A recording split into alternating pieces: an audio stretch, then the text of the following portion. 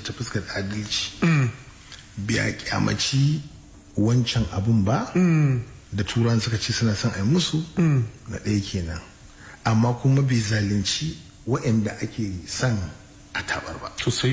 To kuma sai ka malam Nuhu, limamin yola malam Nuhu, ya kama Rufa'i, ya kama malam Ahmadu, yana nan shine kakan dan Amar na yanzu, da kuma malam Rufa'i dan Waziri a kawo su gaban sarki. To kuma kowanne ba shakka babu wanda bai dace da inda aka ajiye shi ba, kamar da wanda duk aka ɗauke ba wanda bai dace da ya zauna ba. To shi ma duk wanda aka kawo ba wanda bai dace ya mai da kafa'ar wannan ba. Dan kamar liman ma Nuhu ma Allah gafarta masa, shi ya girma sosai. Ya ba sarki Kano sa Muhammadin kamar shekara 5 a duniya. Limamin yola ma Nuhu. Kuma sanayyar da yawa ilimin furu'a ta fannin fiqhu inda za a shafe malikiya amma Nuhu zai mai da ita. Babu ɗini. Ai ma da irin su Nuhu ai an kusa da irin su. Shi uban limamin yola ne yanzu. Mahaifinsa. Allahu akbar. Mahaifin wanda ya rasu. Warai kuwa to wannan ba shakka ya san abu da ya ba ma ina ce in an shafa malikiya zai mai da ita ainihin ce ya kare. Allah ga tumala. Sannan kamar lokacin da su kuma su suna zaune da kamar malam Mahmudu da malam Nasir Kabara, su tagwayen malamai ma ake ce musu saboda ɗiban kama. Mahmudu Salga. Malam. Oke limamin yola malam Mahmudu. Malam Nuhu ya. Sosai malam Mahmudu sosai kwa. To saboda ɗiban kama da suke. To sosai kwa. To tagwayen malamai ma ake ce musu a lokacin su. To malam Ahmadin shi ko mutumin nan kasar Sokoto ne ya zo da shi kashi ya ajiye shi sasha wannan abu. Kuma ya kawo wa'insu malaman ma wanda ba a zaman fada ake da su ba, amma dai yana da lokacin da yake ba su zauna su tattauna al'amura na addini dangane da fatoyi da fahimce-fahimce. Malamai irin su malaman duba jar ƙasa, irin su sai Kano Alhaji lokacin da ya tafi bici ya je da alkali Ibrahim. Allah gafarta masa, wanda ya zauna a nan gidan mai sajan Jamus. Sosai kwa. To bayan nan kuma sai aka kai alkalin bici Mustapha. To alkalin bici Mustapha shi ma ya da nan angon ma ya zauna. Nan Kabara. A nan ya zauna. Malamin su man Nasiru ne. Su malam Gwadabe. Sosai kwa. Allah gafarta musu. Sosai kwa. Makaranta duk malamin su ne. Su malam Ismail na yan rariya. Duk malamin su ne. Wanda ana ganin baiwar da Allah ya masa a karatu shi ma ba kankanuwa ba ce. To duk da baya zama da shi a majalisa, amma kamar tafsirin da ya fara yi a jirinsa na ciro ma kafin ma Nasirin ya karba, shi liman bici Mustapha shi fara yi. Shi fara zaman wannan karatu. Ana kabalta shi a wajen karatu baiwarsa kamar ta yi kama da ta alkali Ibrahim. To amma abin da yake akwai shi ne alkali Ibrahim ya fi alkalin bici littafi. Amma nacin bincike alkalin bici Mustapha ya fi alkali Ibrahim nazartar abubuwa masu dukka. Allah ga tumala. Wai masana suka ce sarkin Kano Muhammadu Sanusi shine na farko wanda ya zamanantar da shari'a. Aka ce duk ran da zai yi shari'a wai baya zama a cikin gidan sarki sai ya wata fada a waje. Kowa ma ya zo ya zauna ya ga yadda ake shari'a. Wato abin yana kama da haka. Amma ba haka ba ne. Gidan sarki wannan filaye da kake gani yar kokwace da yar korama. Sunan su kenan. Kudu. Wannan filin da in ana taruwa ga an yi parking. To bangaren yamma kenan. Ya wato yar korama kenan. Yar kokwa inda in za a yi sha'anin mulki aiki. Inda yanzu ake da rumfa. Inda aka yi rumfa. To yar kokwa sunansa. To ta bayan koramu ne.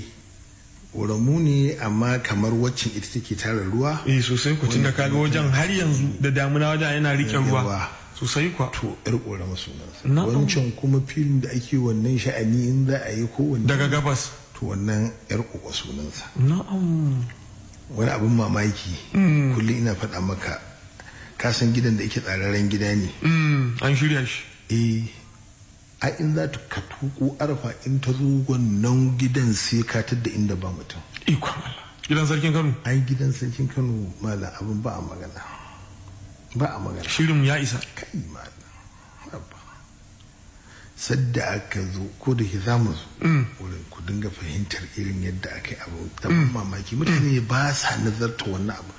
Wai me yake faruwa ne duk abin da za a yi a gidan sarki ba za ka taɓa ganin ya cika ba. Bai taɓa cika ba. A ce an rasa inda za a yi an fito kan titi. Ba mala. Sai dai dalilin tsaro a sa a koro mutane. Ko koras aka yi mutanen da suke cikin sun tashi fitowa suka yi to a ina saka zauna. To sai kwa. Ko filin ba kalwai ba. Sai kwa. To sai Kano Sunusi bayan yayi wannan katanga an mata dutse. An yi wata yar gajeriyar ganuwa.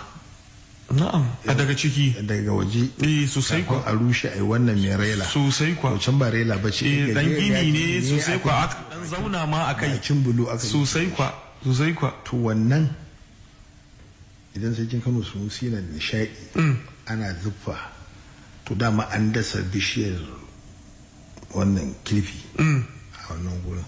Tana nan ku katuwa. Duk suna nan ma. Ai a bakin hanya gaba ɗaya da an jera su. Sosai kwa.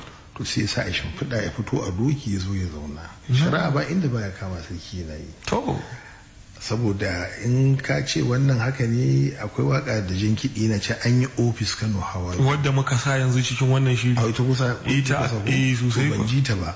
Saboda abin yana ce an yi ofis Kano Hawaii. Najeriya arewa kwata. Ba to wai ma kwata ba wadda adda ofis haka. Ba wanda adda ofis haka. Fanka uku hitila 4 nan wajen zaman sarkin Kano, babban malami da gabas. Nan ga yamma yaren sarki ga wuka ga takobi ratito su ne alamun adalci. Wannan ramzi ne na adalci. Shi ne takobin da da wuka. Ramzin adalci. Na'am. Kafin yanzu ma'aikatan shari'a su sa sikeli da wannan abin. Sosai ka da mace idan ta rufe. To wannan shine alamar logo na adalci na asali a wancan lokaci.